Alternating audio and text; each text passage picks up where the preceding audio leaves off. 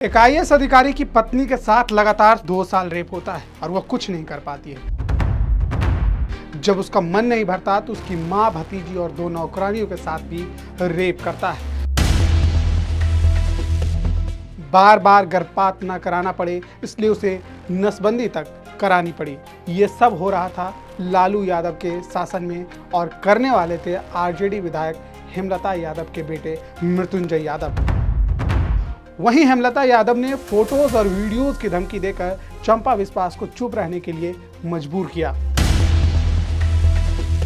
यह घटना समाज, न्याय और तंत्र के ऊपर काला धब्बा साबित हुआ। वैसे तो लालू यादव के जंगल राज में हत्याएं, अपहरण आम थी, लेकिन चंपा विश्वास कांड जिसने पूरे बिहार को हिलाकर रख दिया था। सत्ता पर बैठे लोगों ने किस तरह से तांडव मचाया, यह घटना उसी का एक कड़वा उदाहरण है।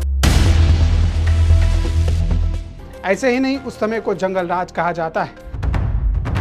जब आईएएस अधिकारी की बीबी विश्वास ने लालू यादव के करीबी मृत्युंजय यादव पर अपनी पत्नी और कई अन्य रिश्तेदारों के साथ लगातार 2 साल बलात्कार करने के आरोप लगाए तो चारों तरफ कोहराम मच गया। उस समय ये बात अगर पुलिस के पास जाती तो फाइल कहीं ढेर में समा जाती या पीड़ितों के ऊपर ही कार्रवाई हो जाती।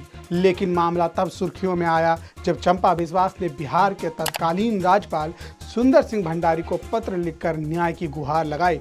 उन्होंने बिहार के तत्कालीन डीजीपी नियाज अहमद को मामले की जांच करने का आदेश भी दिया था। 1982 बैच के आईएएस अधिकारी बीबी विश्वास, उन्होंने आरोप लगाया कि मृत्युंजय ने अपने दोस्तों के साथ मिलकर न केवल उनकी पत्नी बल्कि उनकी मां और 2 नौकरानियों के साथ एक भतीजी के साथ भी रेप किया।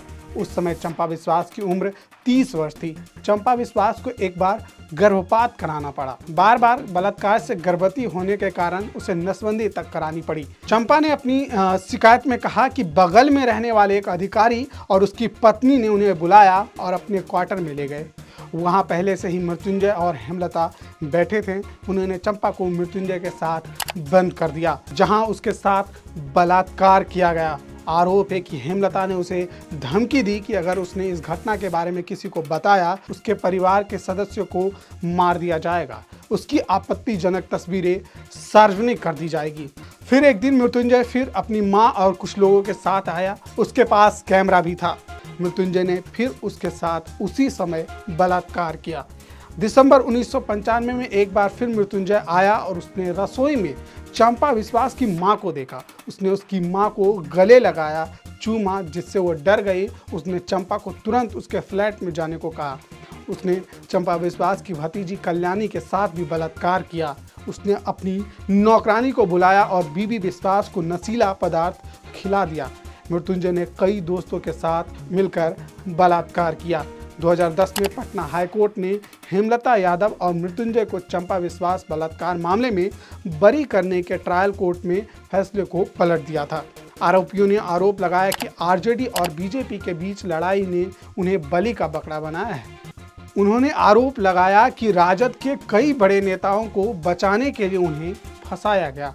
उन्होंने यह भी आरोप लगाया कि उन्हें सजा सुनाने वाले जज को बाद में पदोन्नति दे दी गई। चंपा विश्वास कांड न केवल बिहार बल्कि पूरे देश के लिए एक चेतावनी था कि जब सत्ता बेलगाम हो जाती है तो उसके परिणाम कितने भयावह हो सकते हैं। यह एक ऐसी घटना थी जिसमें न्याय की लड़ाई को और अधिक मजबूती से खड़ा कर दिया।